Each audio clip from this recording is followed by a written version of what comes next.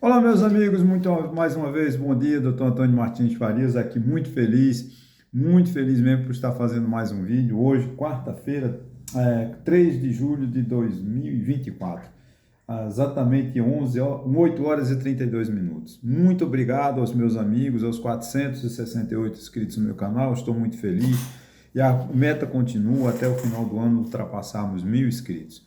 Conto com sua ajuda, conto com seu apoio, faça para um amigo, incentive ela a assistir ao meu canal e se inscrever no meu canal. É muito importante. Deixo sempre aqui embaixo o meu e-mail, o meu telefone, caso queira entrar em contato comigo, fiquem à vontade. Bom, meus irmãos, minhas irmãs, hoje o título chama assim: o PT precisa reconhecer seus erros. Ora, se o presidente Lula quer paz, que assuma a responsabilidade de reconhecer os erros do partido que o fundou. O PT comete muitos erros, né? O PT tem vergonha de reconhecer os erros que comete e continua achando que está certo. Ninguém pode falar mal do PT, ninguém pode falar mal de Lula, como parece que Lula é uma peça intocável, é um ser inimaginável. Ele não tem defeitos, ele não comete erro, tudo que Lula faz é certo. Gente, como eu já falei aqui várias vezes, Lula hoje é um dos maiores estadistas da América Latina. O Lula, ele não bate, ninguém chega perto de Lula. Nem hoje, vamos dizer assim, as lideranças políticas dos Estados Unidos, Joe Biden, Donald Trump, não tem. Claro, eles têm o poder econômico, mas não têm o poder de carisma e o valor histórico que tem Lula. O Lula é uma pessoa que merece todo o nosso respeito. Agora, que ele comete muitos erros, isso não tem dúvida. Né? Você vê hoje o Aloysio Mercadante, a coluna do Estadão, um caderno que chama-se Coluna do Estadão, ele diz, não, porque estão se comemorando os 30 anos do Plano Real. Diz, não, o Plano Real provocou a maior crise cambial. Quer dizer, não era melhor que a Aloysio Mercadante tivesse ficado calado? Se ele não quer elogiar, ele não admite o sucesso do Plano Real, cale-se. Cale a boca, Mercadante. Você sabe o que você está falando, você sabe que está mentindo para o povo brasileiro. O Plano Real tirou o país do buraco, de uma hiperinflação. O Plano Real conseguiu nos livrarmos de sermos hoje uma Argentina. Que a Argentina teve vergonha de seguir o Brasil, não fez um plano de economia consistente como o nosso e está hoje na hiperinflação e no desastre que é a economia da Argentina. Então, o PT, vocês têm que reconhecer que vocês erraram. Vocês precisam de reconhecer, vocês não apoiaram a Constituição de 1988. E é uma das constituições mais democráticas que existe. Tanto é que o ataque que ela vem sofrendo por ditadores como Jair Bolsonaro. Por que a Constituição da República, que é uma Constituição democrática, uma Constituição que respeita os direitos humanos, está sendo atacada de forma vil pelo Malafaia, pelos pastores, supostos pastores, né, evangélicos que apoiam Jair Bolsonaro, porque são ditadores, como Jair Bolsonaro. Então, vamos admitir, PT, que a Constituição de 88, vocês devem respeitá-la, vocês devem aceitá-la e também reconhecer os benefícios que é o nosso real hoje, né? Esse é o grande problema, a briga do Lula com o presidente do Banco Central, uma coisa inútil, só trouxe prejuízo ao país. Nunca mais o dólar volta a ser uma moeda, né, de R$4, R$5 ou R$3,50 como era em 2019. Por causa da estupidez de Lula, essa briga estúpida que ele inventou com o presidente do Banco Central. O desastre da administração Lula não é culpa do presidente do Banco Central, nem tampouco a taxa de juros. O presidente do Banco Central não é ele que decide sozinho a questão da taxa de juros. Existe uma equipe, pessoas inclusive indicadas pelo Lula, mas eles, diante da realidade, eles têm que tomar a atitude de manter ou aumentar a taxa de juros. Com essa super desvalorização do real, provavelmente vai haver uma inflação e tem que haver um aumento da taxa de juros. Pode ser, o Lula vai indicar o próximo presidente do Banco Central. Que bom, Lula. Mas se ele tiver honestidade, foco técnico, ele vai ter que aumentar a taxa de juros. Porque você, Lula, estragou criticando essa briga estúpida e inútil com o presidente do Banco Central. Você tem que ter outras políticas, né? Garantir situações econômicas e vitais, dando apoio à política econômica do ministro da Fazenda. Mas o PT não aceita as propostas do ministro da Fazenda, o que foi combinado, que é o superávit né, o déficit fiscal zero esse ano e um superávit 0,5 em 2025. Você já está, porque você quer gastar, gastar, gastar. Essa é o verdadeiro problema, né? O governo Lula, devia estar preocupado com o déficit da Previdência Social, que em 2023 ela teve uma receita de 1 trilhão, né? E 179 bilhões de reais, mas só cobriu 73,3% das despesas de aposentadorias e pensões. Não, um déficit na Previdência de 429 bilhões de reais. Isso é que devia se assustar o governo do PT. Está ligando para isso? Não, ele quer gastar mais. Uma Previdência que tem um déficit de 429 bilhões de reais, ela pode estar preocupando o governo.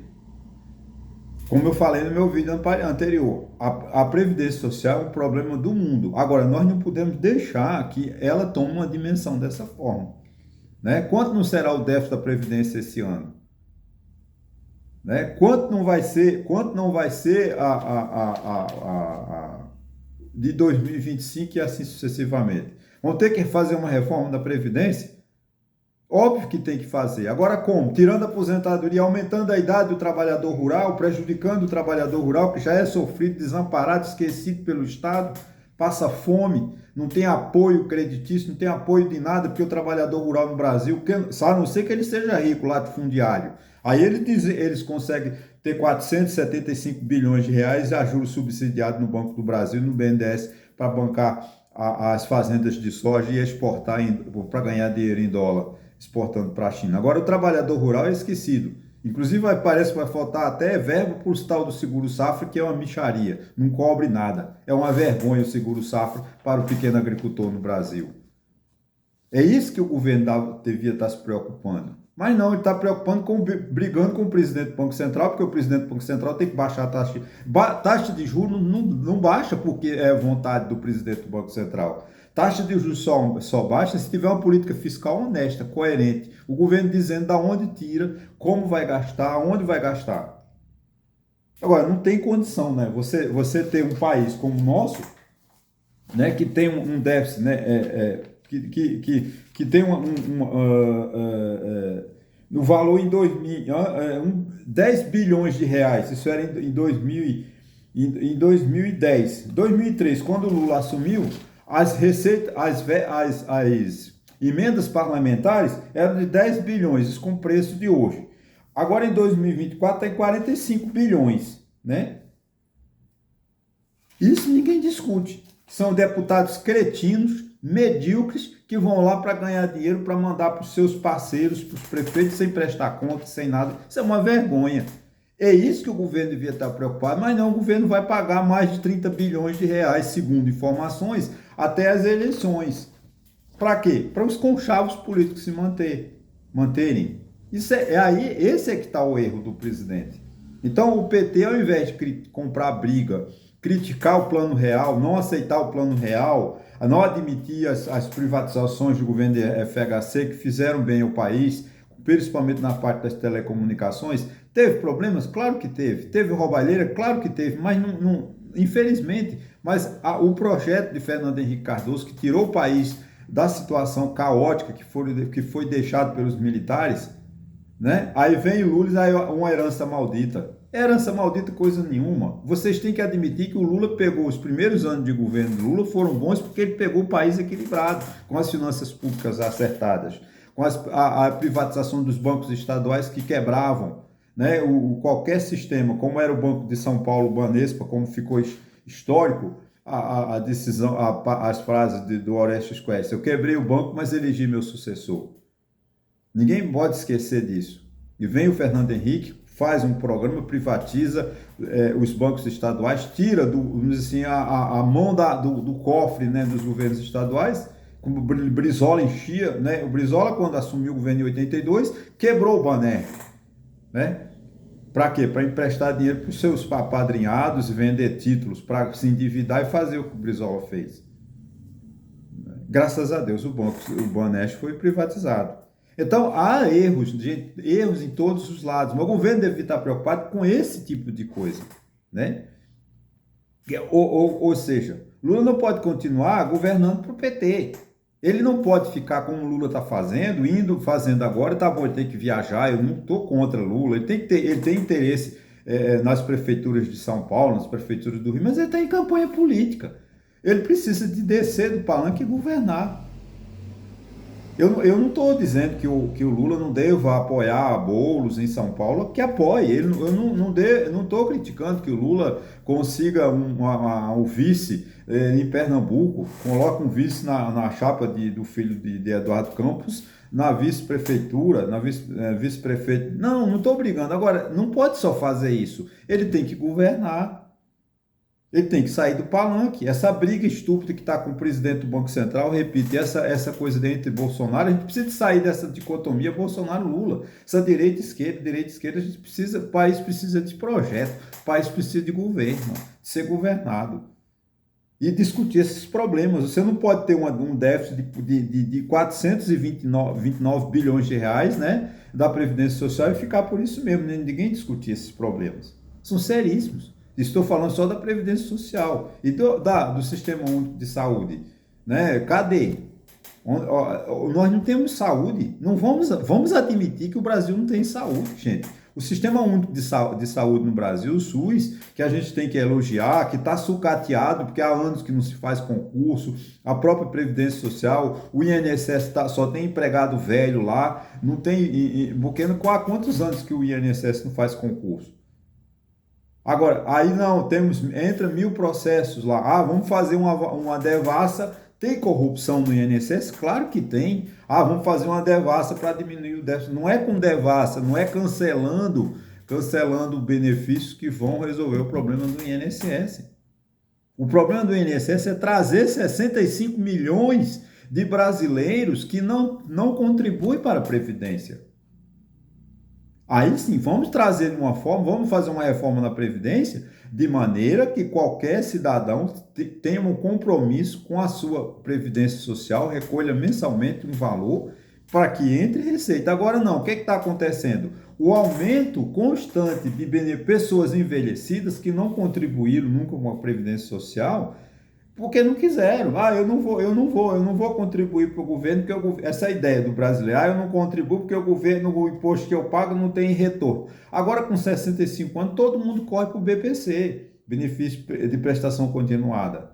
Todo mundo aqui em Santa Cruz de Capibaribe, que nunca contribuiu porque não quis, agora na velhice, estão correndo para a Previdência.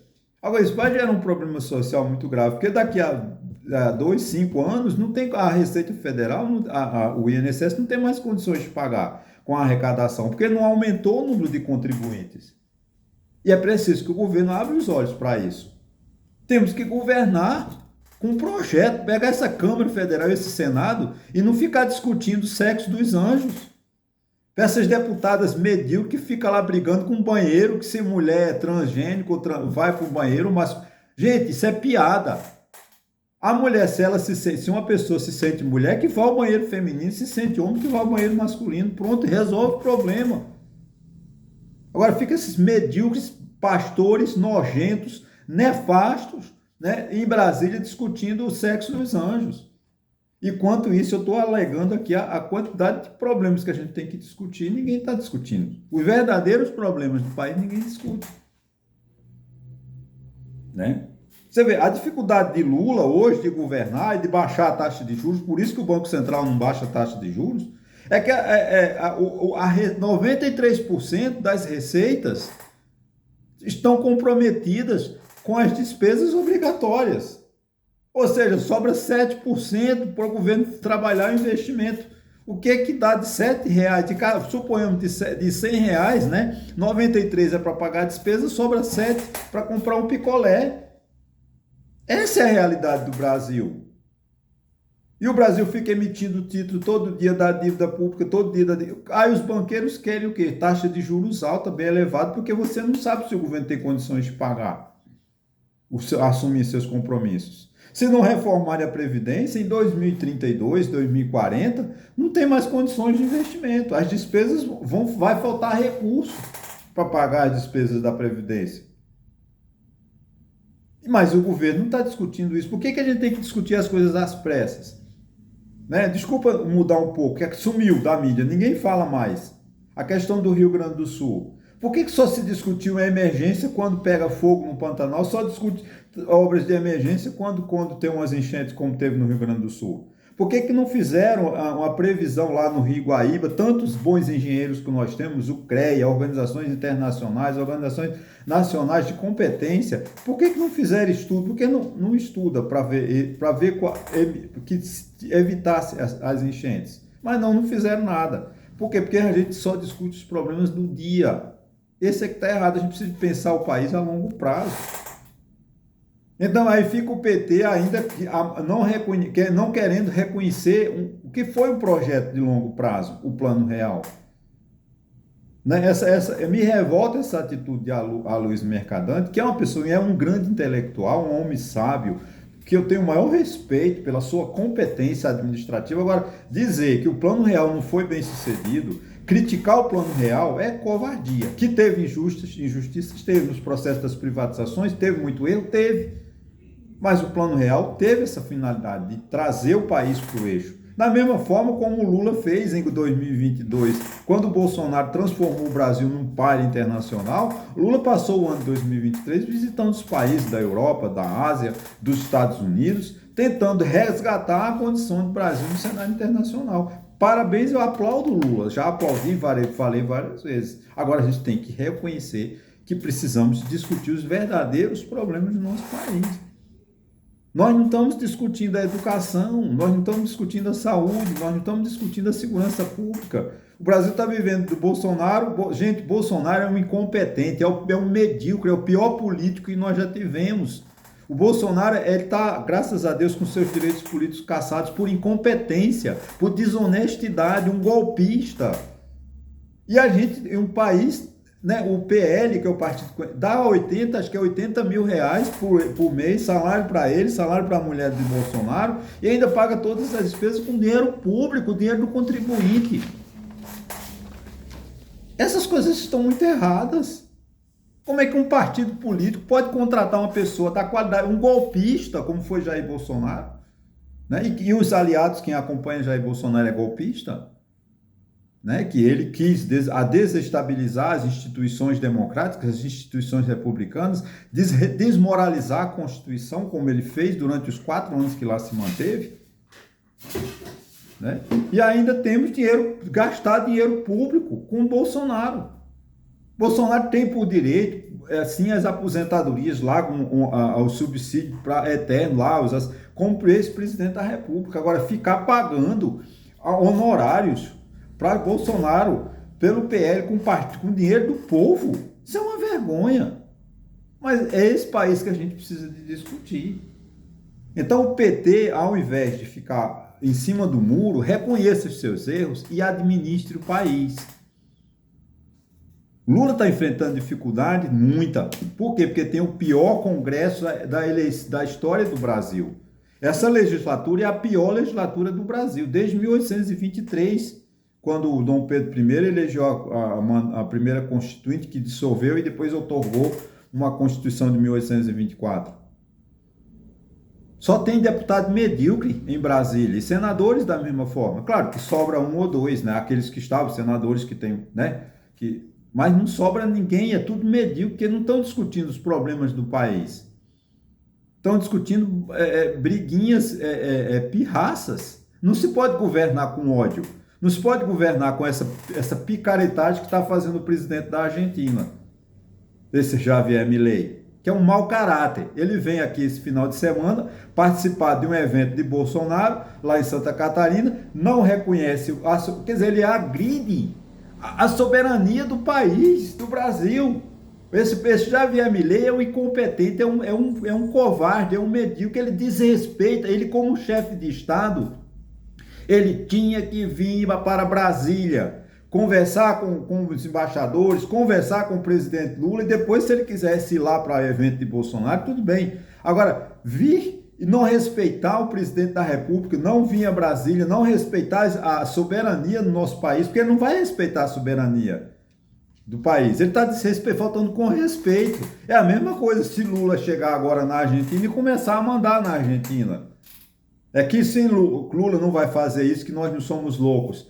buscássemos agora na marra, sem discutir com o Poder Judiciário da Argentina, os condenados que fugiram para lá. Só falta Milei chegar aqui e querer isso. Chegar aqui e mandar no Brasil. Com a anuência do mau caráter do golpista Jair Messias Bolsonaro. Essa é a realidade que o Brasil está vivendo. Agora a gente precisa de assumir, dizer o que nós queremos. O que nós queremos? Uma sociedade livre, justa e solidária. Queremos uma sociedade que é vista em educação. Uma sociedade que tire esses alunos nossos da pior qualidade. Nós temos uma educação da pior qualidade do mundo.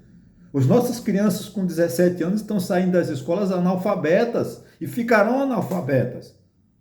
Porque os prefeitos não têm vergonha na cara e não investem em educação, no ensino básico. E o governo federal tem que tomar atitude, investir, fazer projetos e realmente reerguer esse país.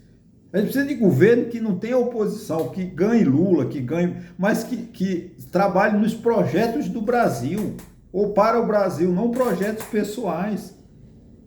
Nós temos que tirar essa mania de querer governar para o PT. Ah, porque o PT. Não, gente, tem que governar para o país. Projeto de educação, projeto de saúde, questões da Previdência Social, não é um projeto do PT, é um projeto do país. Como foi o Plano Real? O Plano Real é um projeto de país, um projeto de vida. Eu vivi a inflação de 70%, 80% ao mês. Ninguém aguentava, o povo brasileiro não aguentava mais, as pessoas jogavam dinheiro nas ruas, porque o dinheiro não valia nada. E vem um plano pensado, discutido por intelectuais lá na PUC, levaram anos pensando, fizeram. Ah, tem defeitos? Tem, mas foi uma solução que nós encontramos para botar esse país no eixo. Nós estamos governando há 30 anos com uma moeda respeitada, uma moeda valorizada, coisa que nossa moeda não valia nada antes de 93, 94. Né? Tinha perdido totalmente sua credibilidade. Era um governo que não trabalhava, não tinha mais, ninguém acreditava mais na moeda. E quando você não acredita na moeda, não acredita na democracia, não acredita nas leis do seu país, que país é esse? É uma bagunça.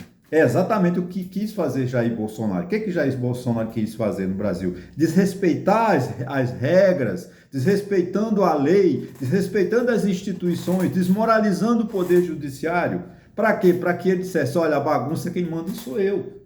Como Jair Bolsonaro fez. Né? Tantos e tantos. O Jair Bolsonaro só cometeu erros durante seus 4 anos lá, desrespeitando as instituições republicanas, desrespeitando as leis. Por exemplo, aquela loucura que ele assinou o decreto anistiando um deputado que foi preso e processado pelo Supremo Tribunal Federal.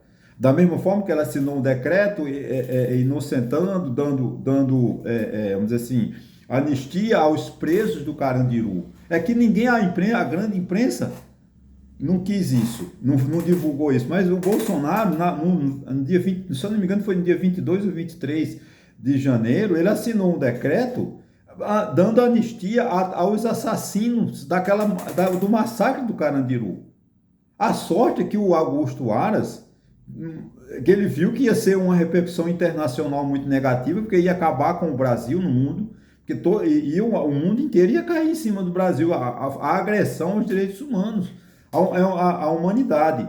Ele entrou com arguição no STF e o STF derrubou, então anulou esse decreto de Jair Bolsonaro. Ninguém fala disso.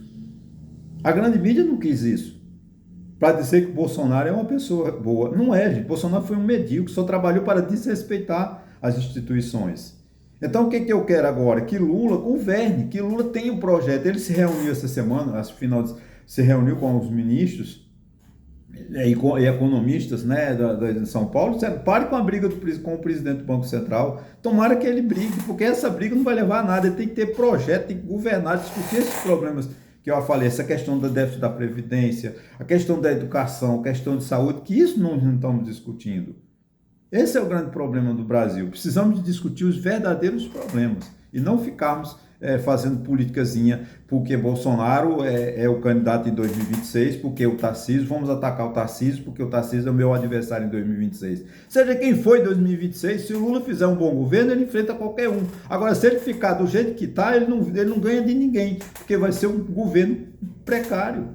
Ele tem 2 anos para mostrar o que veio, para que veio. O Lula tem que governar em 2025 e 2026, provar que realmente é um grande estadista, que é um grande presidente da República, e o PT tem que ajudá-lo e não ficar comprando briga, como o PT tem comprado. Ok, gente? Olha, muito obrigado, que quero parar porque já ocupei muito tempo de vocês. Muito obrigado e até a próxima.